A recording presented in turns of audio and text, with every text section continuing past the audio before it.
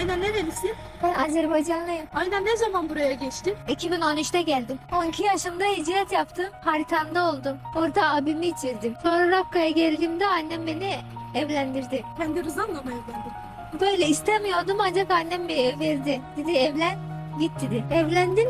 O kocamla 4 ay yaşadım. Hamile kaldım.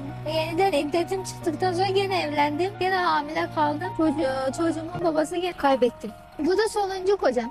Evlendim. Şimdi de hamileyim. Kaç çocuğun var? Şimdi 2 tane çocuğum var. Bu bir insan faciəsidir. Bir şəxs qadına nə qədər nifrət eləməlidir ki, onu belə ağır bir həyata məhkum eləsin. Qadınlara qarşı nifrət nitqi ilə məşrulaşanların olduğu bir cəmiyyətdə bu cür ağır nəticələr də qaçılmazdır. Ailələrin dağılmasının səbəbkarı qadındır. Kişinin narkoman olmasının günahkarı qadındır. Kişinin pul qazana bilməməsinin günahkarı qadındır.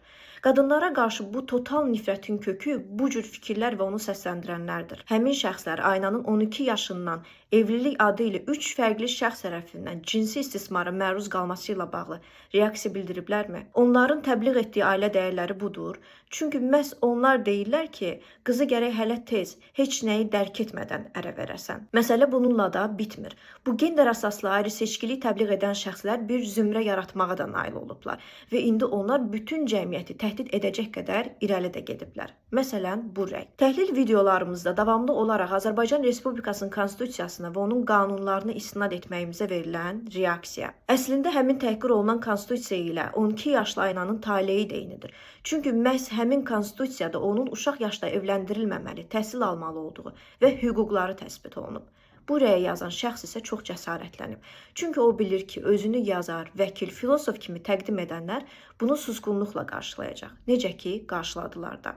Amma problem buradadır ki, bir zaman sonra bu zümrə daha da ruhlanacaq və cəmiyyətə, dövlətə, onun qanunlarına qarşı olan əməli fəaliyyət göstərən ekstremist olacaq. İndi bu şəraiti kim yaratdı? Əvvəlcə qadınlar kişilərdən geridədir deyən psevdo ziyalılar, daha sonra isə buna heç bir reaksiya verməyən dövlət qurumları. Məsələn, özünü həkim kimi təqdim edən İradə İmanova televiziya efirindən gender əsaslı ayrı seçkiliklə bağlı fikirlər səsləndirdiyinə görə oktyabrın 6-sında Səhiyyə Nazirliyinə, bunu öz sosial media hesablarında paylaşdığına görə Dini Qurumlarla İş üzrə Dövlət Komitəsinə məktub ünvanlamışdıq. 15 iş günü ərzində vətəndaşın müraciətinə cavab verməli olan dövlət qurumları susur. Siz cavab verməyəndə isə bu zümrə ruhlanıb, bax bunu yazır. Bunun səbəbkarı həm də sizsiniz, Səhiyyə Nazirliyi və Dini Qurumlarla İş üzrə Dövlət Komitəsi. Çünki məhz siz dərhal reaksiya verməli, məsuliyyət daşımalısınız ki, Azərbaycanın qanunları işləsin.